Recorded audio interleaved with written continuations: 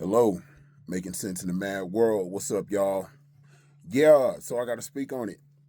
These other Epstein files, three more documents have been released for the Epstein files, and it is a lot of heavy hitting, ground shaking implications in this.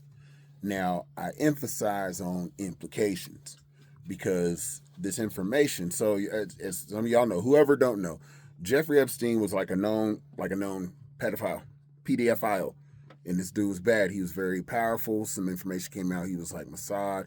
This dude was rich, incredibly powerful. A lot of celebrities hung around him. Politicians hung around him. He was calling shots.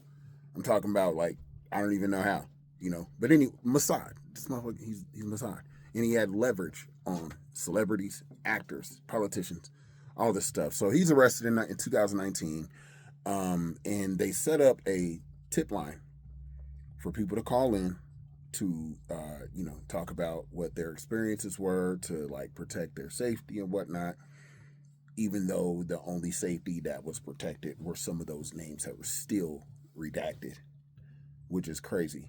You know what I'm saying? But a lot of stuff came out. I wasn't really surprised to hear some of those names because just if any of y'all been following who knew about like Pizzagate and that kind of stuff back in the day when they tried to just act like nothing was going on and a lot of that information was coming out about these satanic pedophiles. Our government is ran by satanic pedophiles, okay? They have their own religion that they practice on the low, and they make sacrifices. Okay, they have rituals. I believe that Renee Good and Alex Petty were sacrifices for a higher agenda. If y'all don't see all this distraction going on, right? So as y'all know, with this tip line, the most important person here obviously is President Trump, right? All these other people are, just high list celebrities, but they're not important because they're not the president of the United States. But what happens here? Because you can't prove none of these things are actual factual things. They just sound terrible. And if you're politically motivated, oh, this is gold for you, you know. And if you're really watching what's going on lately, they want more chaos. They want more chaos. And their business motto is order out of chaos. So, what's next as far as the manufactured consent? What is that going to be next? Or what is the next distraction going to be? And one thing I look at, and I just want to backtrack just a little bit because if you're not guilty, right, then what are you hiding?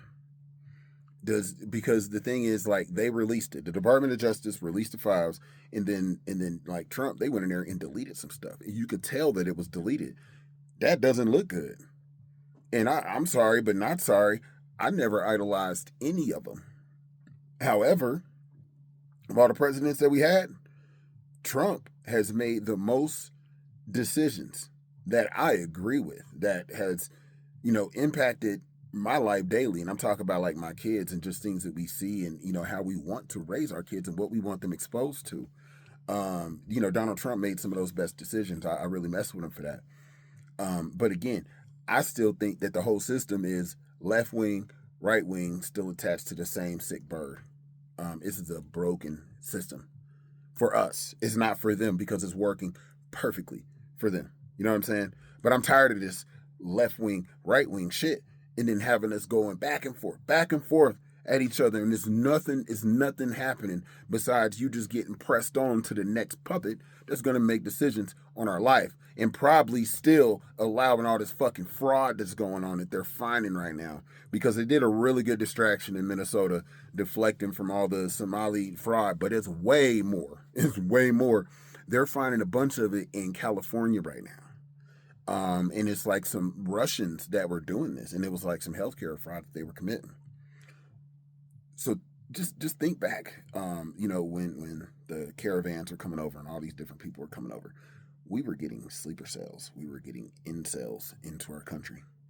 A lot of those people were able-bodied men with barely any children. You didn't hardly see any children in those caravans or women. Does this all connect? I think so. and what else I think is happening, because this is a major attack. And unfortunately, you do have, a group of people, and it's on both sides, because you got people who would just say Trump can do no wrong. He is the Messiah. Or no, that's silly and blind. And then you got another group of people that where facts don't even matter. Outrage, emotion, that's all that matters to them. So the facts of it, the facts that this came in over a tip line after Trump was already president, how much weight do you really want to give that? People hated Trump. I hated Trump his first term.